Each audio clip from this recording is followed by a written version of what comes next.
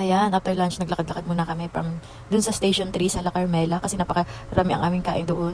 299 din per head. Then, buffet na din siya, kaya sulit. Tapos, ang sarap pa ng pagkain. Mas the best doon. Compared dun sa first day namin na pinagkainan. Mas okay doon, beachfront din naman. So, try nyo na guys, kung nagbabudget kayo. Panalo yun, 299 per head o 295 per head. Sulit na yun guys, promise, I swear. Tapos, ayan, aura-aura lang pa. Reels, kaya ayan, nag-enek-enek kami dyan ng lakad. Tapos, yung magbibideo namin, hindi pa marunong, kaya natawa na lang kami. After mag-picture dyan sa Station 1, nag-Station 2 na kami, bumalik na kami doon. Tapos, para maligo, then bumili kami na itong Coco Mama na tig 299. 4 na scoop ng ice cream with mango na din. Tapos, 2 flavors yung ice cream niya. Masarap naman siya, okay naman.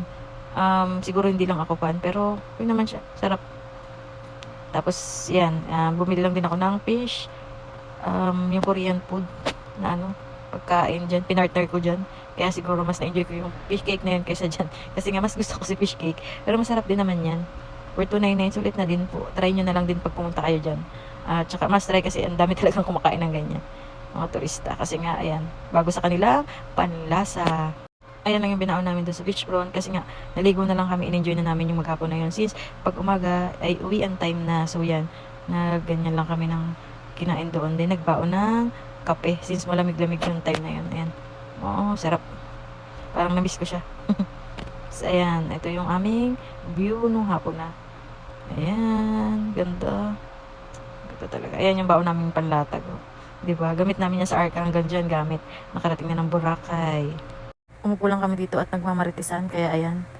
Sila Jared at si Janice naliligo. Kami dito. Nakaupo lang at nagtitingin-tingin ng mga foreigners. Kasi ang dami palang Korean ditong nakatira. Dito talaga sila naninirahan. As in, dito nag-aaral yung mga anak nila. Ang dami. Kaliwat kanan. Parang Little Korea na to ah. Kumbaga sa Manila, Chinatown. Dito naman, Little Korean Kinemiro. Mas mataas pa yung mga sahod ng mga yaya ng Korean dito eh. Parang gusto ko na rin din tuloy dito magtrabaho. Charis. Thanks for watching. Bye!